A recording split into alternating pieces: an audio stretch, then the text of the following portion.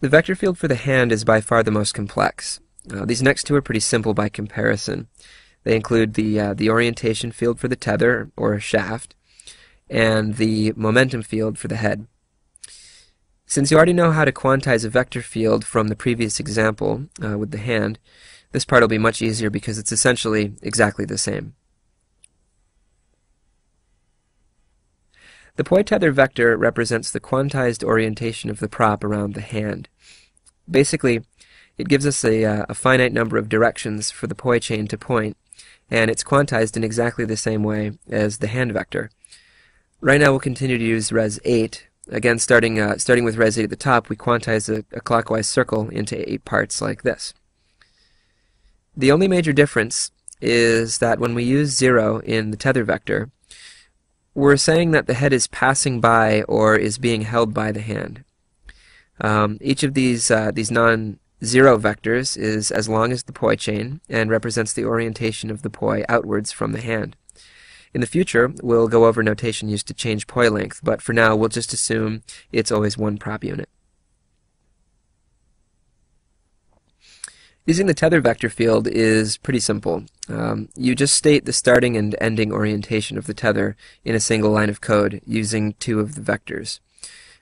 We typically use the variable a to mean the starting orientation and a prime to mean the ending orientation.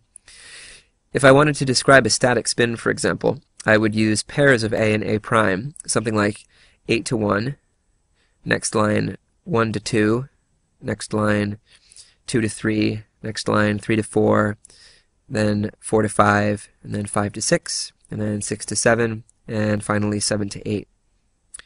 Keep in mind, though, we don't technically know which way the poi went to get from one point to the next.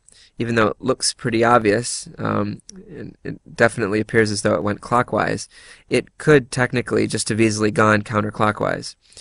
What we need is a way to describe the path of the poi head so that we can explain how the tether moved from each orientation to the next. And to do that, we use the head momentum vector.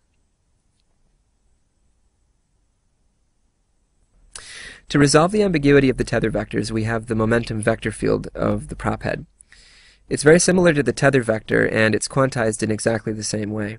Again, we'll continue to use res 8, so starting at the top, with 8, we'll quantize the circle around like this, and I guess the only major difference is that when we use 0 in the momentum vector, we're saying that the head is in a 0 point, which is it's basically a momentary floating state whereby gravity hasn't had time to accelerate the poi downwards.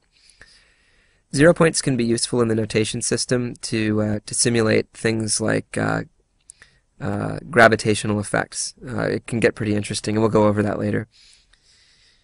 So using the momentum vector is also pretty simple. You attach it to the end of any tether vector and use it to describe which way the prop head is traveling at that instant. When you look at the 2 poi positions and their momentum vectors together, you can figure out the path that the poi took between those 2 points.